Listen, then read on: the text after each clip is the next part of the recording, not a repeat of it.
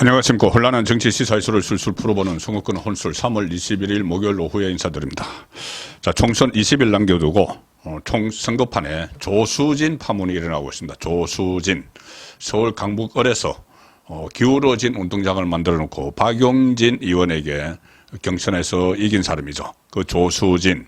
일단 조수진 이 후보가 과거에 아주 재질이 매우 나쁜 성폭행 사건, 이 가해자 쪽의 입장을 변론을 해서 그 변론 내용이 워낙 변호사니까 변론할 수 있다 이렇게 하기에는 엽기적이고 또 패륜적입니다. 엽기적 패륜적 변호를 해서 지금 논란의 중심에 섰는데, 자, 조수진에 대해서 잠시 알아보겠습니다.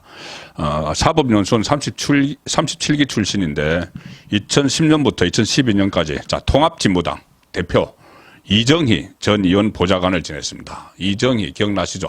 그때 박근혜 대선 후보와 토론을 하면서 박근혜 후보 떨어뜨리려고 나왔다고 했던 그 이정희입니다. 통진당, 지금 해산된 이석기의 통진당 이정희 전 의원 보좌관을 지냈고, 민변에서 활동을 했고 민변 사무총장까지 했습니다.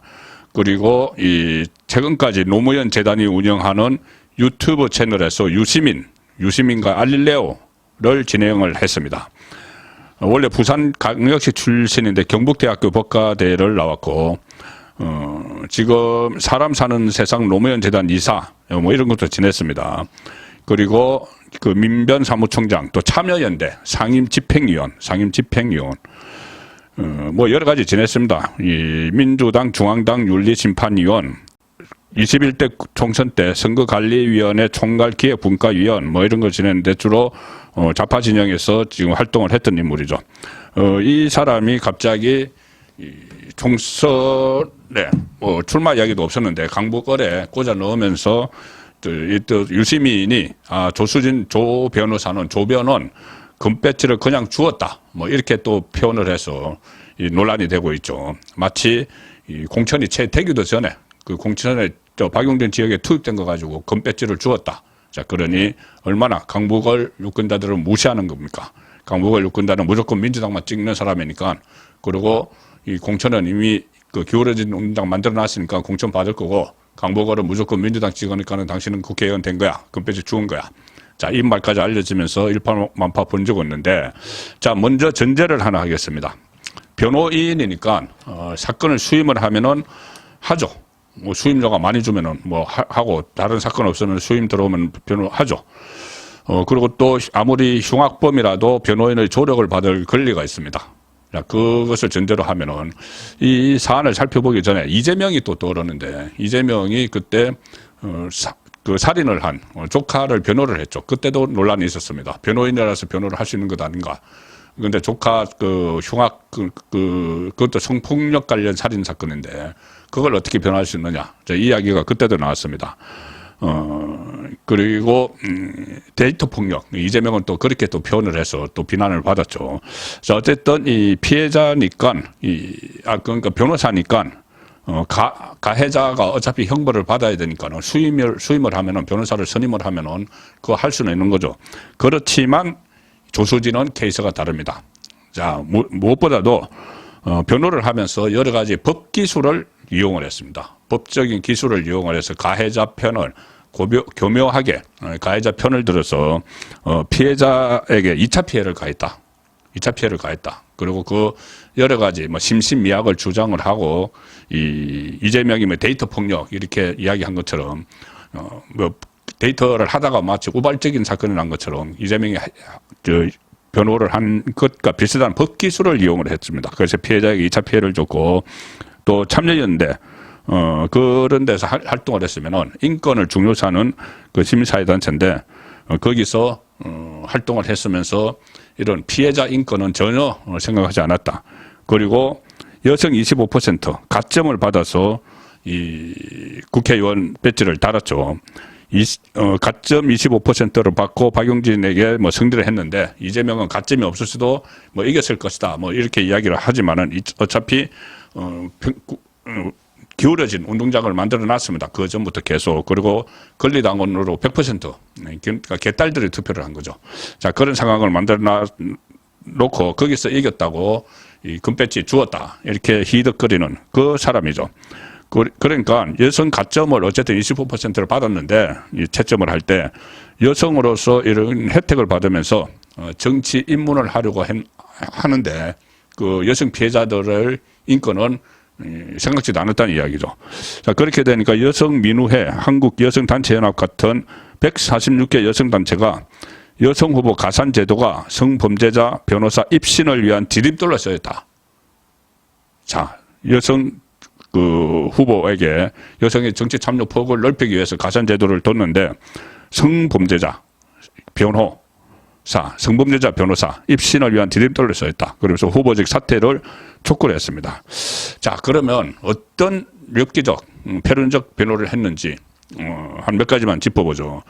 일단 그 조수진은 과거에 초등학교 4학년 여자 어린이 그리고 19세 여성 성폭행 사건 그리고 여성 200여 명의 몰카를 촬영해서 음란물 사이트에 공유한 남성 10세 여아를 그 성착취물을 제작한 가해자의 변호를 맡아 집행유예를 다 받아냈습니다. 10세 여아를 학대하고 성착취물을 제작한 가해자, 그 가해자의 변호를 맡아서 집행유예를 받아냈고 특히 성폭력 가해자에 대해서 술에 만취해 심신미약 상태였다. 이런 법기술을 이용한 논리로 형을 줄이려 한 사실도 드러났고 그것뿐이 아니고 그 조수진은 이런 식의 자기 이력들을 온라인 블로그에 소개를 하고 성범죄 변호 전략이다 이렇게 홍보를 했다고 합니다. 온라인에. 그러니까 내가 여성에게 성폭행한 성범죄를 저지른 남성들 가해자를 내가 어떤 법기술을 이용해서 형을 최소한 받도록 해줄 수 있는 전문 변호사다. 성폭행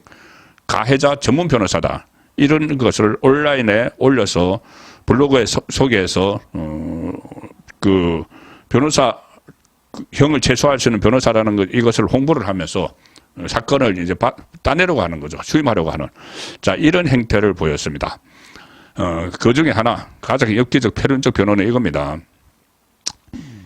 이 2차 가해인데 작년에 초등학생을 성폭행한 체육관 관장의 변호를 맡았습니다. 초등학생 여자 어린이를 성폭행한 체육관 관장 변호를 맡았는데 그 피해를 당한 어린이가 그 아동이 성병인 인유두종 바이러스 HPV 이 감염 진단을 받았습니다. 그러니까 2심 재판에서 이 조수진이 뭐라고 하냐면은 그 체육관 관장 변호를 맡아가지고는 피해자의 아버지가 가해자일 수도 있다. 피해자의 아버지가 가해자일 수도 있다. 이런 취지로 가해자를 보호를 한 거죠. 체육관 관장을 보호를 한 거죠. 자, 그런데 대법원까지 이런 주장은 인정하지 않았고 가해자에게 징역 10년형 판결을 확정을 했습니다. 이 자기가 수임한 이 그 가해자 체육관 관장 여자 어린이를 성폭행한 그 어린이를 폭행한 그 사람을 변호하기 위해서 자기 이제 돈을 받았으니까는 그 몫을 하기 위해서 아버지가 가해자일 수 있다 이런 취지로 변호를 했습니다. 성병이 이 감염 진단을 받으니까 이게 엽기적 패륜적인 변호죠. 또 하나 더 있습니다. 집단 강간 사건에서도 가해자 측을 변호한 이력이 추가로 확인됐다. JTBC가 오늘 보도를 했습니다. 작년 4월에 서울고등법원에서 선고된 집단 강간 사건에서도 변호인단에 소속돼서 가해자 측을 변호를 했는데, 자, 이 뭐 일일이 제가 그 내용을 설명드리기 민망하니까 이런 겁니다. 남성 2명이 함께 술을 마시던 여성을 강간한 사건인데, 뭐 술집이 다 끝나니까는 집으로 데려가서 여성을 집으로 데려가서 이 두 사람이 이 차례로 이제 그 성범죄를 강간을 했다는 겁니다. 한 사람은 술에 취한 채 들어가서 강간을 했고 다른 사람은 뒤이어서 다시 또 뭐 유사 강간을 했다 뭐 이런 건데, 그리고 나서 이렇게 되니까는 이 변호사가 조수진이 어떻게 변호를 했냐면은 이게 이 집단 강간이 아니라는 식으로 변호를 했습니다. 왜냐, 강간 그리고 유사 강간이 동시에 이루어지지 않았다. 차례대로 이 강간이 이루어졌다. 동시에 이루어진 것이 아니라서 집단 강간이 아니다. 이런 취지로 변호를 했다고 합니다. 그리고 피고인 한 사람에 대해서는 술에 만취하여 심신미약 상태였다. 이렇게도 주장을 했어요. 이거 법기술이죠. 그렇지만 서울고등법원 형사부는 그때 이 동의 없는 성관계와 유사강간 실행이 인정된다. 시간적으로나 장소적으로 협동하여 피해자에 대한 강간죄 실행 행위를 분담했다. 그래서 특수강간 혐의로 유죄를 선고를 했죠. 그 변론에도 소용이 없었죠. 그리고 심신미약도 아니었다. 이렇게 판단을 했습니다. 자, 민주당은 지금 이렇게 패륜적 그 엽기적인 변론 내용들이 속속 드러나고 있는데도 공천 취소를 안 하고 버티고 있습니다. 왜? 지금 박용진을 낙마를 시키려고 억지를 써서 차위 10%에 넣었다가 그 다음에 정봉주를 투입을 했죠. 그런데 정봉주가 이 목발 경품, 이 망발로 인해서 또 그 공천을 내려놓으니까 이번에 또 조수진을 어디서 또 데려와서 이 유시민과 같이 방송을 했고 이정희 보좌관을 데려와서 이 공천을 했었죠. 그리고 또 억지로 만들어냈죠. 후보로 박용진을 낙마시키고. 그런데 이번에는 할 수가 없습니다. 또 한 번 또 경선을 할 수가 없습니다. 만약에 이 후보를 취소를 하면. 왜냐하면 오늘부터 벌써 후보 등록이 시작됐기 때문이죠. 그렇다고 박용진에게 그냥 주기도 싫고. 자, 그러니 지금 일단 뭉개고 가려고 하는데, 이렇게 되면은, 지뢰를 안고 특히 여성 표심이, 여기서 완전히 그 발칵 흔들릴 수가 있겠죠. 여성 표심이, 여성 유권자들이 그냥 있지 않을 겁니다. 지금 여성 단체에서도 계속 이 사퇴를 요구를 하고 있기 때문에. 그래서, 큰 지뢰를 하나 안고 민주당은 선거를 시작을 하고 있다. 물론 또 오늘 내일 중에라도 이게 전체 선거에 영향을 미친다고 판단을 하면은 아무나 다른 사람 또 내리꽂고 사퇴시킬 수도 있겠죠. 그렇지만 이런 사람을 엽기적인 패륜적인 변호를 하는 참여연대 출신이라는 사람이 이런 일을 했습니다. 민변 출신이기도 한데 그 자체만으로도 지금 총선에서 여성표에 상당한 영향을 미치지 않을까 그렇게 판단이 됩니다. 송국근의 혼술이었습니다.